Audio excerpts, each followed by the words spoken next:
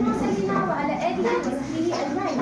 نحمده ونستغفره ونعوذ بالله من شرور أنفسنا وسيئات أعمالنا، ومن عاهد فلا مضل له ومن يضلل فلا هادي له.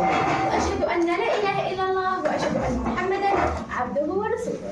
بلغ الرسالة، أدى الأمانة، ونصح الأمة، فجزاه الله خيرا وجزا نبيا من أنبيائه صلوات الله وسلامه عليه.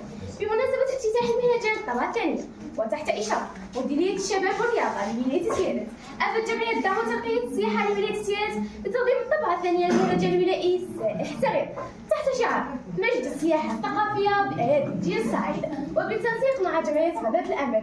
وهذا يعود بعد نجاح الطبعة الأولى التي أقيمت في السنة الماضية على التوالي 2022. نرحب بكم أيها الضيوف الأعزاء، كبار شباب صغار، كل بمقامه. أدام الله على وطننا الغالي نعمة الأمن والأمان ودوام التقدم والازدهار، وكل عام وموطني وشعبه بألف خير. فنفتتح مهرجاننا بآيات عطرة من القرآن الكريم من القارئ الفاضل البراو أسامة، فليتفضل مشكورا أيضا تحت تصفيقاته. شكرا، جعلك الله طيرا من طيور الجنة. فمما يدل على عظمة القرآن الكريم أنه كتاب عام للعالم.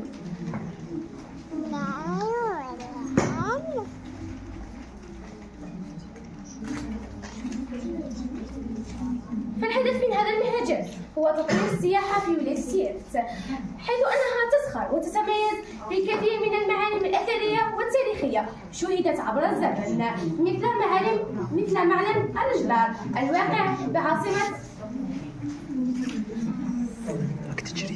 فالهدف من هذا المهرجان هو تطوير السياحة في ولاية سيادة، حيث أنها تتميز بكثير من المعالم التاريخية والأثرية شهدت عبر الزمن، ومرت بها عدة حضارات مثل حضارة الأسطوريين والعثمانيين، حتى أنها تجمع بين ثقافتها ومقومات الإنسان. لذلك نعتها المولعون بالخيل بجنة الحصان الأصيل.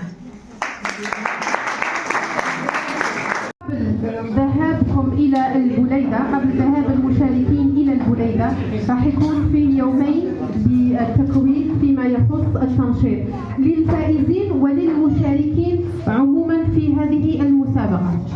يعني حتى وإذا ما رحتوش للبليدة راح تشاركوا في الدورة التكوينية للتنشيط. متفقين؟ نعم. اللي ربحوا مبروك عليهم، واللي ما ربحوش نتمناو لهم التوفيق، ومشي هنا تحبس، وانما مازال الطريق طويل امامكم، مازالت التحديات، مازال تتعلموا. الغلطه اللي درتوها اليوم ما ديروهاش في المره الجايه. اليوم غلطتوا، ولكن المره الجايه راح نتصلوا بكم، لانه اطارات الشباب والرياضه شافوا انه هناك مواهب تستاهل انه نتصلوا بها في كل النشاطات والتظاهرات الثقافيه التي ستقام بولايه تيارت. بالنسبه للنتائج، شكون شايف روحه يربح؟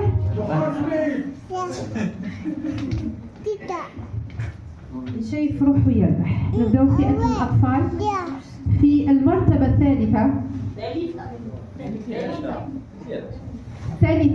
مش راح تروح للبليده، وانما راح تبقى هنا في ولايه تيارت، ولكن احتلت مرتبه. المره احتلت المرتبه الثالثه، المرات الجايه راح تحتل المرتبه الثانيه او حتى الاولى، يعني لازم تتعلم وتخدم على روحها اكثر. المرتبه الثالثه لرمضان ملك. اعطونا تحيه. وين راهي ملك؟ وقفي شوفوا، اعطونا تحيه كبيره. المرتبه الثانيه كانت لحسين أسماء،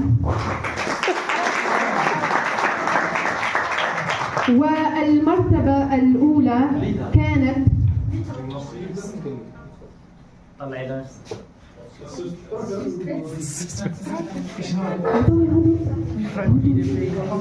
صفقوا عليها قبل باش نقولكم. المرتبة الأولى كانت لبكار بلقيس.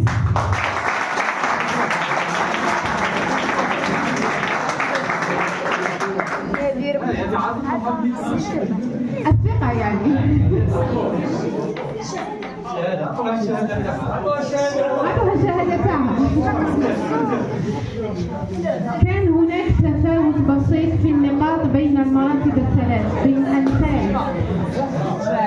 لو سمحتوا ممكن دقيقة صمت لو سمحتوا. بين أنفال وأسماء وملك كان هناك تفاوت بسيط في النقاط، كان اختلاف بسيط جدا. فألف مبروك، يعني مش هنا فقط كملت وإنما مستقبلا راح تكون فيه نشاطات وراح يكون فيه فوزكم إن شاء الله يا رب العالمين. تحية لهم، صفقوا عليهم.